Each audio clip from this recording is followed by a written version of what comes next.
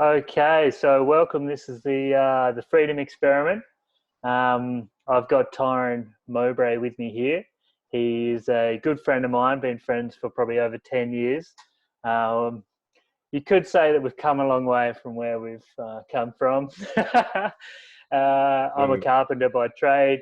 He's a bricklayer. We're in that very strong, almost toxic, masculine environment. We played footy together for 5 or 6 years. We'd go out in the town, get loose as, try and pick up as many women as we could. Um, you know, and I suppose over the last, we both got to a breaking point at similar times, and we started to explore yoga and different sort of spiritual paths. And he went to India earlier. I went to India last year. So we've kind of been crossing paths sort of here and there over the last 4 years, I think. And I just can feel that we've still got this strong connection. But yeah, we're just not bonding over beers and footy anymore. We're bonding over talking about consciousness or how relationships work or masculine, feminine principles. And yeah, just finding a really inspiring guy and just still grateful that he's in my life. So just sort of, here he is. He's right here. So how are you, Tyron? I'm good, David. How are you, brother? Very good, brother. So I think we should just dive right in. What do we need to change about our sexuality, do you think? Or our view of sexuality? Oh, fuck. How long is this interview for? Be honest. We can keep It's it concise if you wish, or nice. Yeah, cool. Concise and succinct. beautiful. The biggest thing we need to change is communication, right? Like dead set. It's the simplest thing we can do.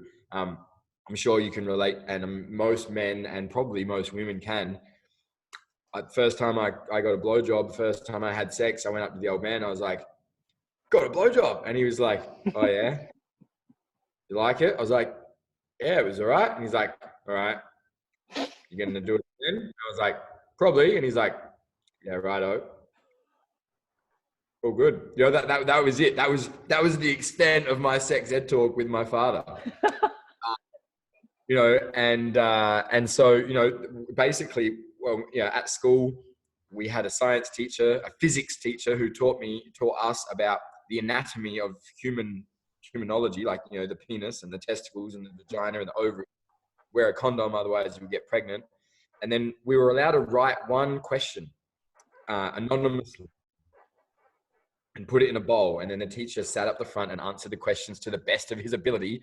A 24-year-old physics nerd answering all these sex questions to a bunch of horny 15-year-old kids, like that was my, and we were, I went to a private school, a Christian private school. And like, they just so much, like boys and girls weren't 30 centimeters of each other and shit. And it's just like, there's so much fear around our sexuality, around, these young children, these young adults coming into adulthood, that there's no communication. And my dad, and I never got taught about erections. I never got taught about foreskin.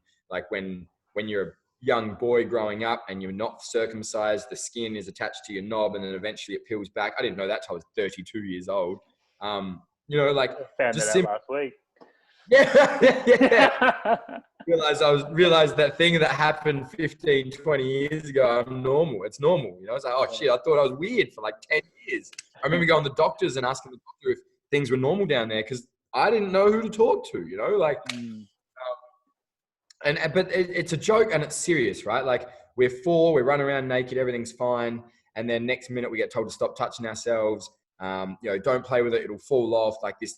Women get told, ladies don't touch themselves there, Jennifer. Like this avoidance of our own body. And then we get a bit older and we start getting erections, and women start to feel pleasure. And like shit. The moment I found out it felt good, I did it all the time. And then I felt some shame around it, and I was always quiet, and I never allowed myself to really express pleasure. And so I was contracted when I would orgasm, and all of my visual stimulation came from porn magazines and videos off the internet. And so that was my only association with sex. And I knew movies tell you a different story to porn, and I knew that was more real life, but this sexual energy that runs through us when we're teenagers, no one tells us what to do with it. No one guides us how to manage it. You know, we don't get taught to go out into the bushland like we did hundreds or thousands of years ago with tribal mentors and get initiated into manhood. None of that happens. At 16, you get your driver's license in Australia. At 18, you're allowed to buy a beer. And most of us are drinking before that. So there are no real initiation processes for humans anymore, women either. And you know, sexual initiations are so important because, like, more anxiety, more depression, more self-loathing comes from failed relationships and heartbreaks than it does from not having the right job. You know, we get all this education around science and maths and all that stuff, and no one teaches us about emotions, feelings, love, connection, intimacy. And that's where a vast majority of our depression comes from, because we feel disconnected from the world around us. Yeah, it's a nice way to put a bit of a spin on the mental health issues that we face, which I faced also. I think, I don't know when depression started for me. I could have had it my whole life, but it got pretty intense from about 24 to 28. And, you know, it did sort of, for now I kind of see it as it was a resistance, which sort of forced me into change, really, because it was kind of like either keep going down this dark spiral or make an extra shift. What am I doing? I'm drinking too many beers. I'm still going out.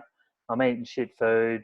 I'm not looking after myself, you know, and, you know, I'm not asking for help. I'm not opening up to my brothers. So there's a lot to be said about the disconnection. But yeah, also the heartbreak that we face because, yeah, I really feel you on the communication issue.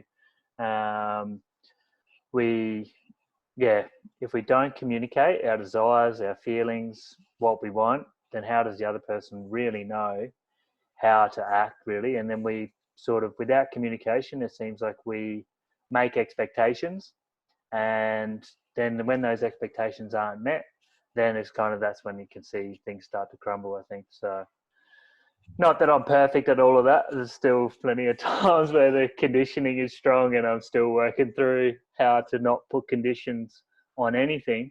Loving unconditionally, I think, is maybe one of the most challenging things. Not challenging in a hard way, but, you know, if you can master it, then you're pretty much probably an enlightened being, I think. The Buddha, yeah.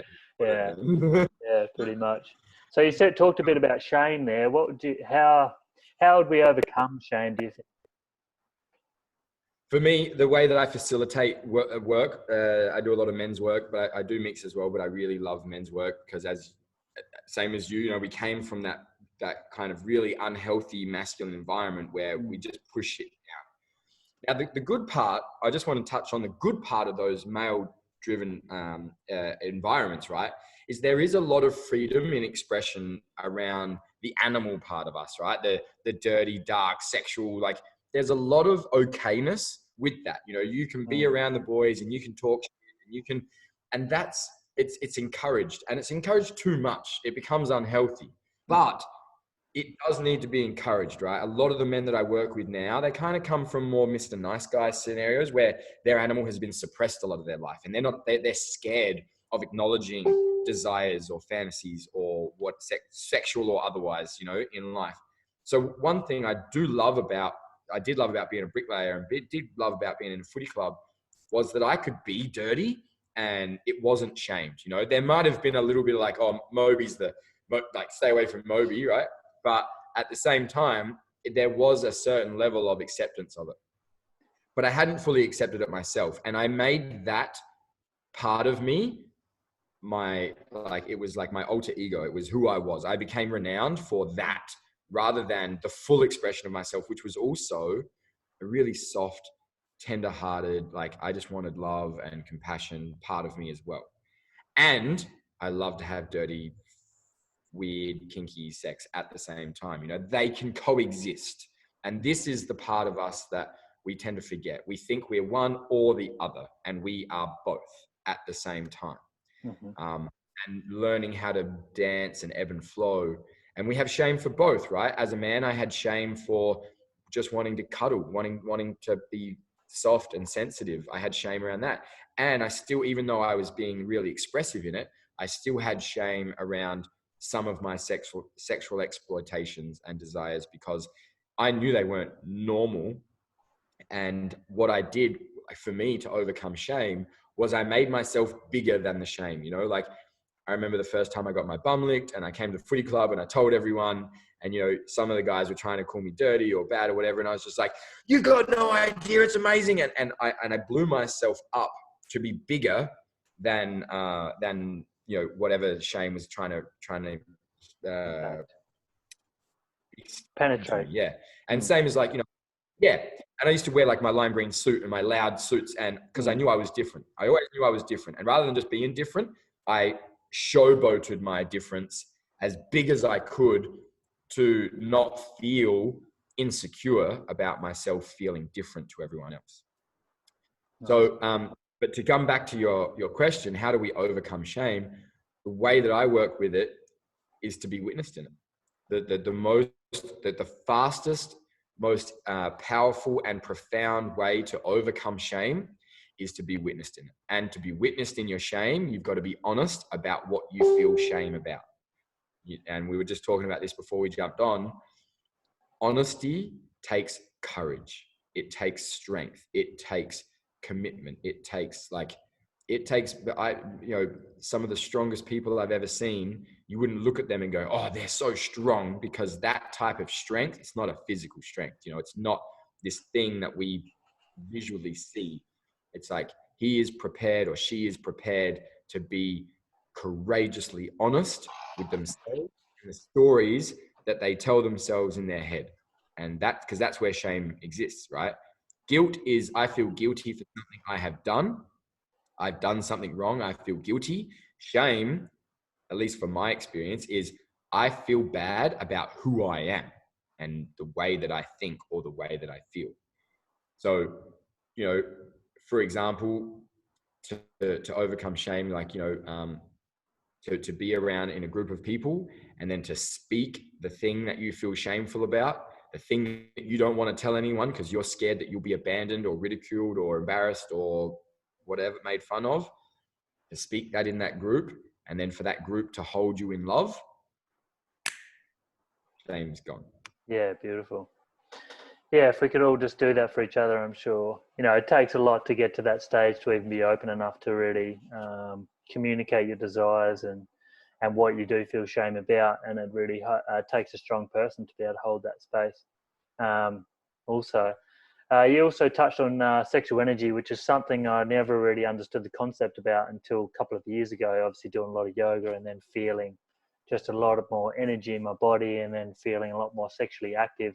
I actually had sexual dysfunction for, I don't know, maybe 3 or 4 years. It was a big part of my depression, actually, because I really didn't feel like I couldn't get it up when I was with women. The amount of weird, awkward conversations that I had about why that's going on. So I suppose on the other side of that, doing a lot of yoga and feeling, you know, the opposite of that, I suppose, I started to really go, wow, there's a lot in this sexual energy. And I suppose I've just been going through your online content with your course, which is great. And it's feeling, yeah, I suppose I just wanted you to maybe elaborate a little bit on sexual energy and how we can understand it and then also use it as a way to expand, I suppose. Yeah, absolutely. So, I mean, sexual energy is how we're born, right? We are created through sex. That's powerful. Like that we create life. The semen that comes out of our penises and the eggs that float in women's wombs, they create life. That's magic. Now, what we do a lot, again, like early on, we turn 14, we have a wet dream, and all of a sudden, for the next 10 years of our life, you know, we're doing this 4 or 5 times a day because it feels so good and it's so like, oh my God, and we want more of it. Like that sexual energy, the reason it's so amazing is because it creates life. Now, there's so much like, I just had I had a comment on one of my posts, like, I've heard enough talk about men and their penises, grow up. And I was like, we need to talk about it more, because there's a big miseducation around the power of a man's sexual energy and the power of a woman's sexual energy too. But I talk from a man's point of view. Yeah. Around like what is it used for? So, like I said early, when in the hall, you know, you're in your bedroom, 8 o'clock at night, going to bed, and you're masturbating, and you hear your parents walk down the hallway, and you freeze and you stop and you contract, right? And when you orgasm, you're quiet and you contract, and we're not allowing that energy to move through us. And so when we finally go out into the world to start having sex, we have this like pent up, raging animal that wants to be released, and we don't know how to release it healthily because no one's communicated with us. We don't have any idea around consent and boundaries and communication techniques and how to express what we want. So we just do what we see, which in porn's really unhealthy. For sure. Now, this sexual energy, right? Like, it's our creative channel. It's our connection to something far greater. Like, we've all had those few seconds after an orgasm where you're just like blissed out in a bit of a void. And like, that's because the sexual energy that's run through your body has created such a peak experience that you're kind of floating in for a little while. Mm-hmm. Now, if we're jerking off really quickly 5 times a day when we're 15 and we're coming in 2 minutes, that sexual end, like, that's how we train. You know, we played footy together. You train how you play. You know, you don't train for 10 minutes twice a week to play a 2-hour game. You train for 2.5 hours 3 times a week to play a 2-hour game on a Saturday. Mm-hmm. Sex is the same thing. If we don't self-pleasure the way that we have sex, then we're not really learning much about our body. We're not learning about our sexual energy.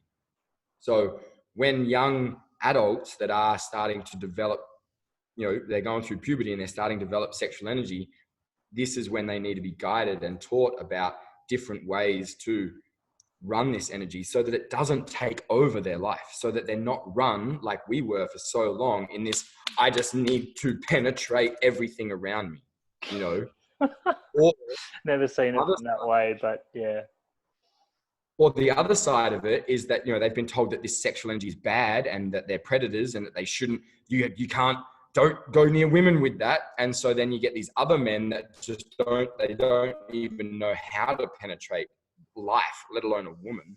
They're too scared to do anything wrong. And therefore they just stay as these like contracted, like, oh, I'm sorry that I exist. I'm sorry that I am a man. I'm sorry that I have a penis. I'm sorry that I'm a predator. I'm, you know, and like, they're just, they stand for nothing. You know, they're apologizing for their existence. And women are the same as far as like, you know, they have this beautiful, seductive, erotic, sensual energy that, you know, like strippers and tantric priestesses and that, they have this phenomenal receptive energy, which is very more feminine. So predominantly in women more. And then there's the more light, which is, you know, they have magic. They're more the fairies and the pixies that play and float, and, you know, they have this freedom, and that's also their life force. They're connected to the world around them. So I knew I said I'd keep my answers short, but we just opened a can of worms. We must be asking good questions, I suppose, because you really, I know you love sharing about this stuff, and I do feel like I can pinpoint what you actually want to share. So it's all good. Yeah. But yeah, when we learn to manage our sexual energy, we learn how to navigate in the world healthily. You know, we learn how to communicate. We learn how to, we know when to go forward and when to pull away, you know, because we're not just so self-absorbed in our own energy of like, I need to penetrate, or I need to be penetrated, or I need to whatever. We can actually tune into the world around us, and we can then deliver the energy that's needed, you know. So sexual energy is important because it's life force. It's what gives us life. It's what helps us, you know, penetrate the world with love, with consciousness, with devotion, and it creates intimacy. Yeah, beautiful, man. I like that last bit there. I really can see it as a lens of perception that you could be stuck in if you are just totally driven by that one drive.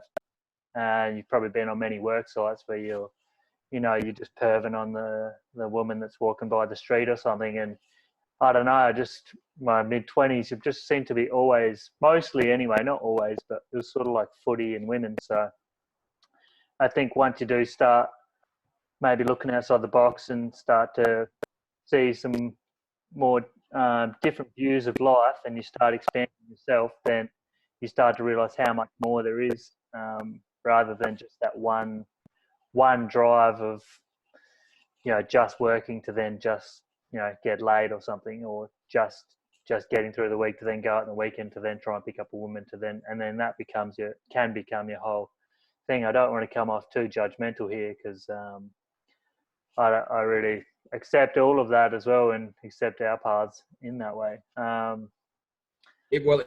It's chasing a peak experience. Like, and this is the thing, right? So our sexual energy from when we're young, we focus on ejaculation or climax. So our whole lives are focused on peak experiences or getting an outcome all the time. And when we learn to manage our sexual energy and not be so focused on the end, and we learn to enjoy the pleasure of, you know, the build up and the, you know, and all of that before we get there, and then not even have to get there to realize that we've enjoyed it, we become more satisfied in life, because we're not always looking at the goal that we have to have in order to feel like we've achieved something. It's like, oh, we realize that the joy in life comes from the journey, not from the destination. So yeah, nice. maybe that's easy. So yeah, that's a pretty good way to sort of understand it, and maybe a bit more concise.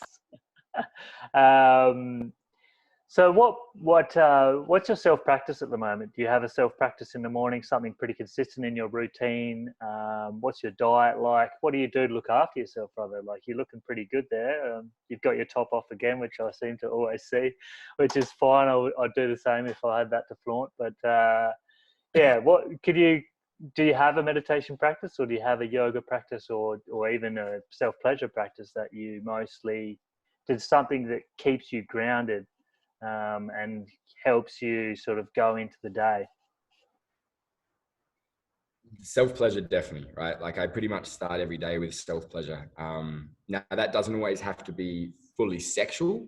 Like, for me, it was a big reconnection to my phallus, to my lingam, to my cock. Not always using him for sex or for urinating, because that were pretty much the only two reasons I would ever use him. Mm-hmm. So in the morning now, like, yeah, I generally wake up with morning glory. And so I just spend a few minutes, you know, even it doesn't have to be 20 minutes or a long time, but even if it's just a few minutes of just like feeling it, acknowledging it, running some sexual energy in my body before I get up.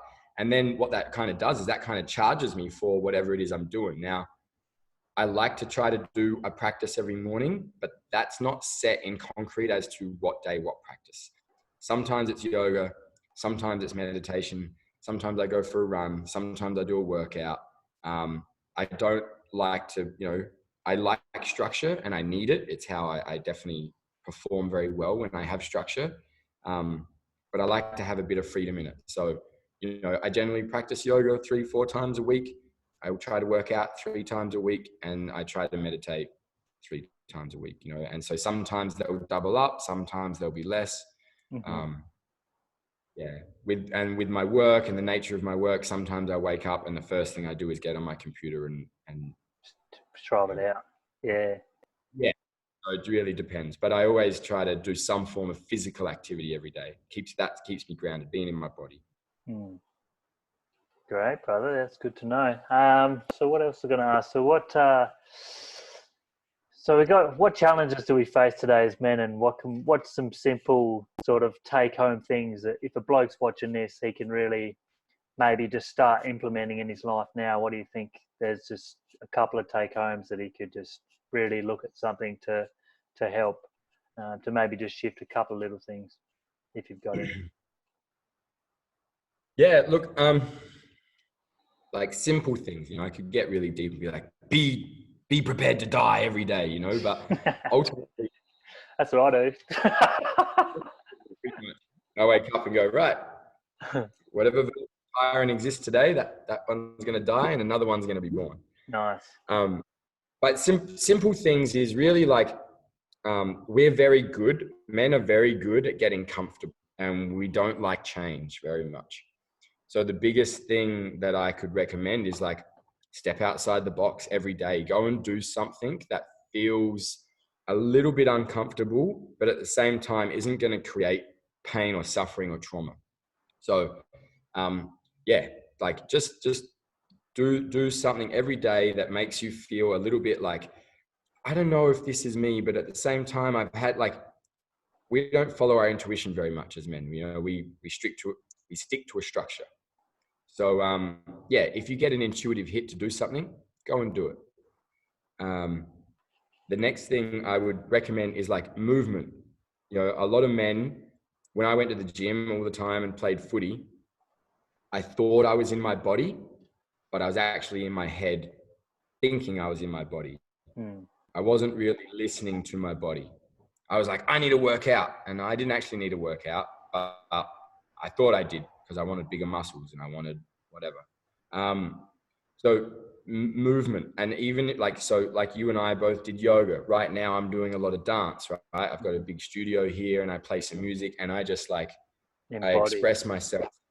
Yeah, I become embodied. And I used to love dancing. We both used to love dancing, right? And our society loved it. That's why we go and get drunk and take pills and do whatever so that we could get out of our heads and just like express whatever wanted to be expressed.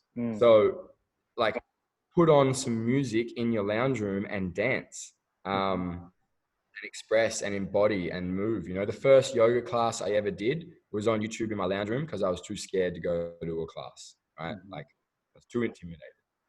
So, you know, just little things like that. And the last thing, like, just stop watching fucking television, guys. Like, really, it's literally it's fucking horse shit. It's not even rubbish. It's complete horse shit. It puts you Like, in a there are fear so much. space. Unfortunately, it's mostly just putting you into a space of fear. I find even the bushfires have just got really caught up, and before you know it, you're just in a space of fear in your own living room. So I think most of it is built to put you in a fear space. So be really selective about what you choose to put on your screen, I think.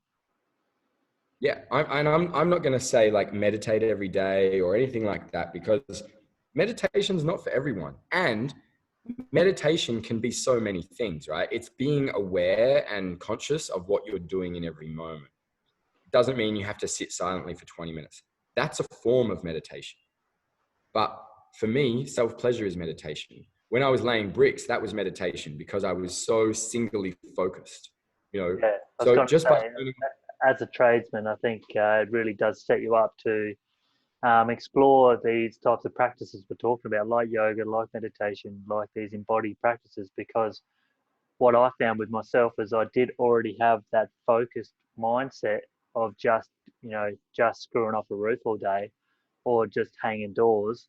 But I really realized later, like coming through yoga now, and now when I go back to carpentry, that there's a lot of presence and a lot of mindfulness goes in working as a tradesman.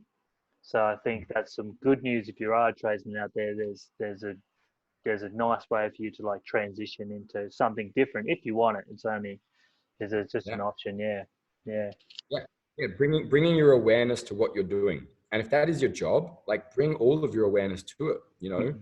And just stop and watching television. You'll be like, well, what else can I do? And all of a sudden you might read a book, all of a sudden you might do a dancing lesson, all of a sudden you might, you know, like find all these things in life that you never knew existed because you spent so much time on your phone or in front of a fucking idiot box, which I did for years. You know, and yeah, so just basically like embodiment, awareness, stop watching television and get off the phone a little bit, and do one thing that makes you feel uncomfortable every day, you know, and talk, like really, like find a men's group. There's so many out there. There's an organization called MKP, Mankind Project. They're an international organization.